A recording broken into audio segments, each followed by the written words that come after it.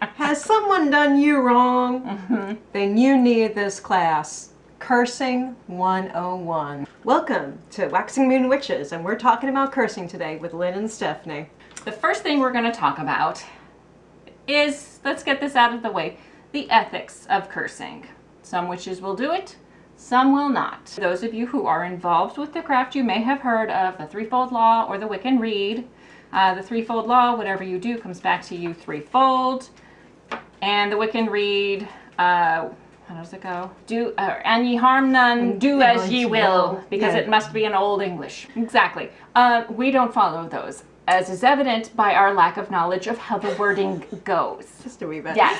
This is all about what you believe. I think those laws and guidelines are unrealistic. You have to decide what is justified or not. Yeah. Witches have been cursing people since there were witches. Back in the Egyptian days, the Roman days, they have evidence of curses written on tablets.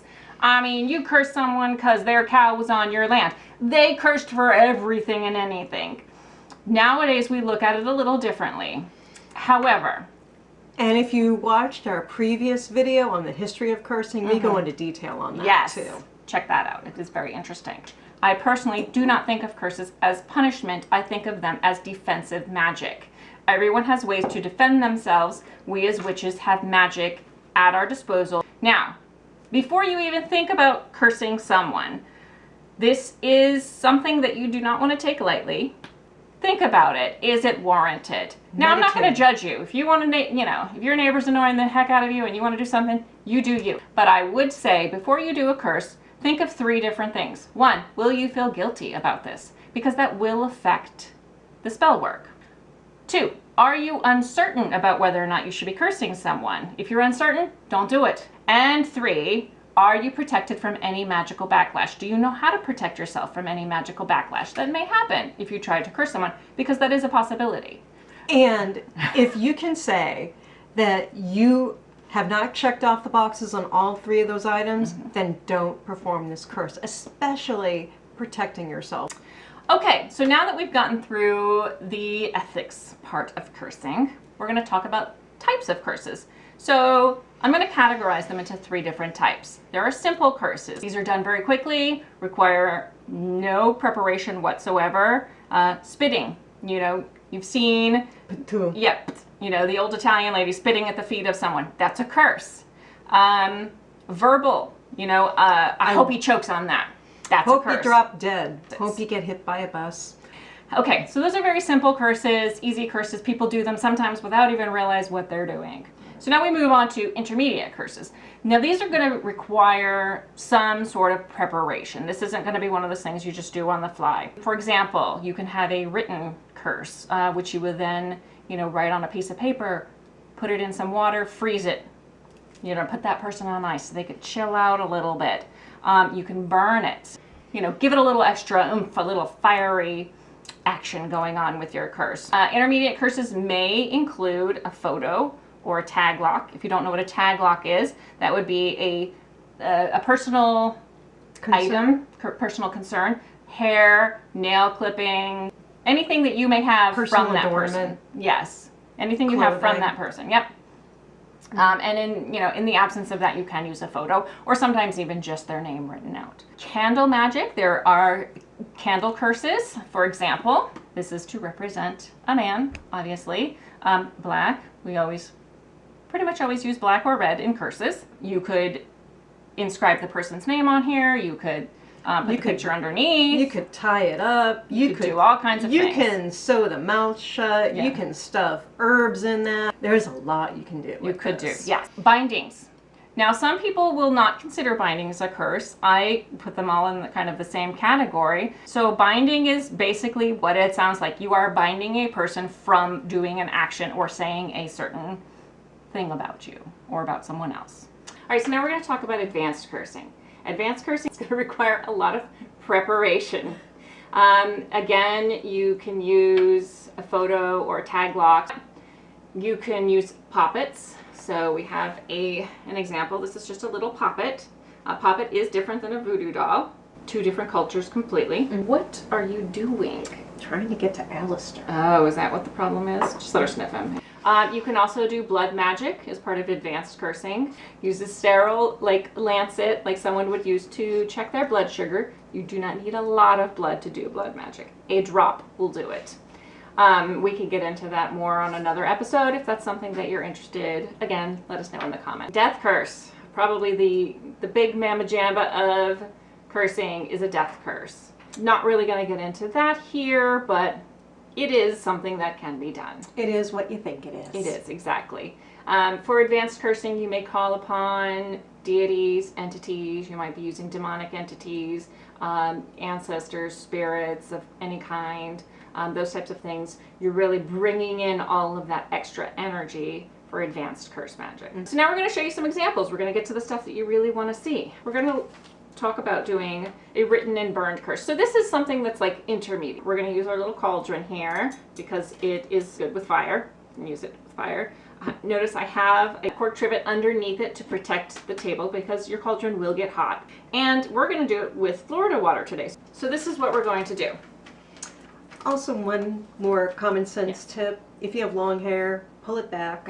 So before you do any type of a curse, always protect yourself. You know, you can create a circle, a magical circle. Whatever you feel most comfortable with is really the way to go. So, okay, written and burned curse. I have a little piece of paper. You're going to write the person's full name. Some people will like to write the birth date. Some people, and you'll find your own way of doing this, some people like to write the name 3 times, 9 times, 6 times, whatever. I usually keep it all one continuous line of writing too. Oh, okay. I do not. It's not as easy as it sounds. No. So yeah, again, find what works for you. So I will just write the person's name on here. I will write their birth date and then what I want to happen. Okay? So now that we've got that on here, we're going to fold it. And we're always going to fold away from you when you are casting this type of magic because you don't want to bring it towards yourself. So I will fold once, twice, 3 times. Also note, larger the paper, larger the flames, larger the more ashes, so take that into account too. Yes, indeed. Okay, so now we have our curse written out. Now, we're going to take something flammable. Florida water, as you know, or may not know, is very good for cleansing things. It is also highly flammable. There's a lot of alcohol in here. So I'm just going to pour just a little bit. Here we go with the flames. There's probably a teaspoon in there. Yeah. Thing I've learned is have the flame going before you put it down into the bowl. Otherwise, you get quite the show. Okay. So we've got the flames going. Now, at this point in time, if you want to restate your intentions, really focus your energy, focus that, you know, that anger, that whatever negative emotion it is that this has caused you, really focus it to this paper. And then, very simple, you're going to release it into the fire. And as it burns, it is now releasing your curse, sending it out there to do its job. Don't give it any thought. If you're wondering, is it going to work? You're adding the wrong type of intention. Yep. So let it go. Though you have confidence, you did what you needed to do. You know, make sure it's fully burned. Then you're going to take the ashes and you're going to scatter them somewhere. It can be in a cemetery, on that person's lawn. Crossroads again. Crossroads are great for any type of cursing. I mean, crossroads are going to be your best friend. Anywhere that's not near your house. Don't do it near your house because you want that energy away from you. Don't throw it away in the trash can. You want that bad juju away from you. So, okay, that is writing and burning. Next, we're going to talk about our buddy, the poppet. With a poppet, you want to make this into the person you're directing the curse towards. So, in order to do that, this is where you would use those tag locks we talked about. Or concerns. Or concerns, yes, whatever you'd like to call them. You can cut it open, put them inside, stitch it up. Another easy way is to get a photo. If you don't have a photo, just write their full name on a little piece of paper, then put the paper and don't stab yourself, which is what I do.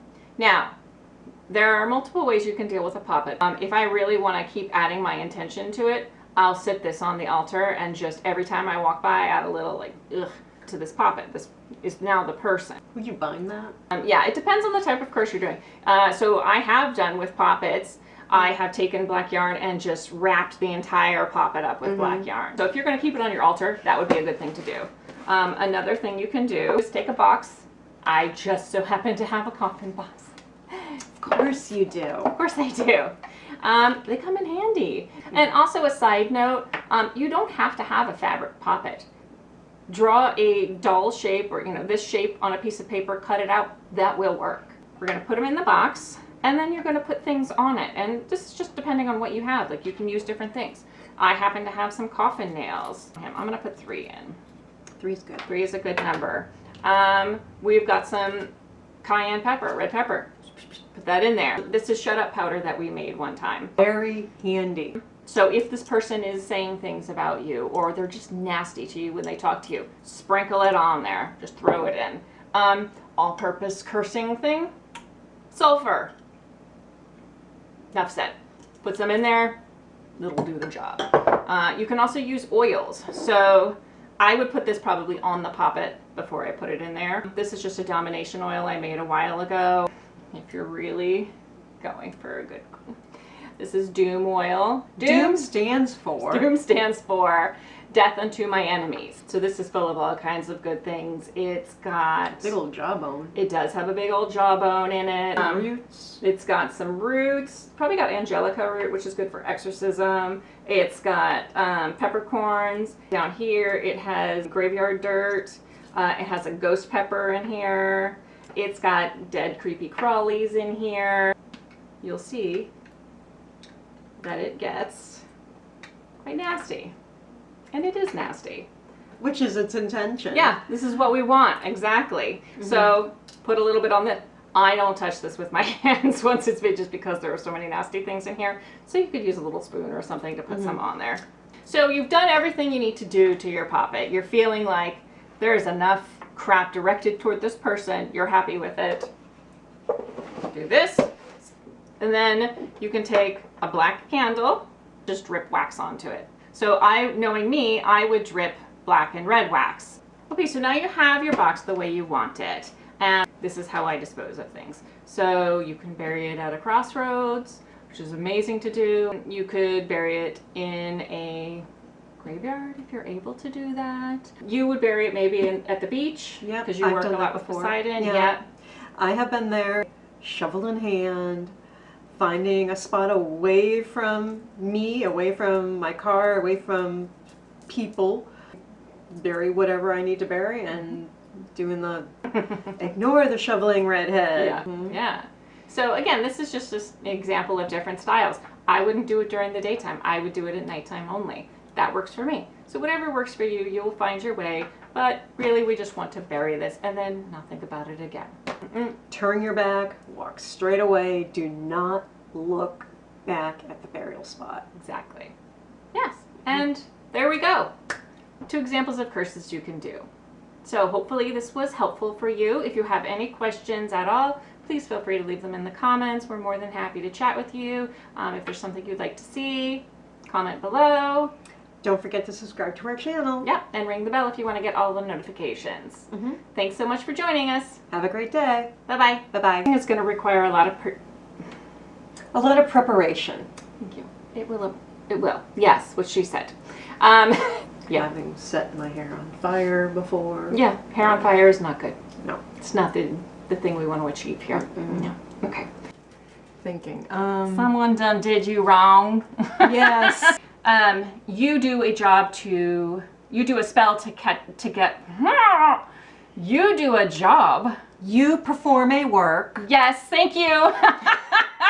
And I totally forgot what I was just gonna say. So we're gonna get into the meat and No, we're not. Not yet. We're not? No, there was something else. You wanted something else, so There was more. more? So if any of those things, if you can, I really like the fire.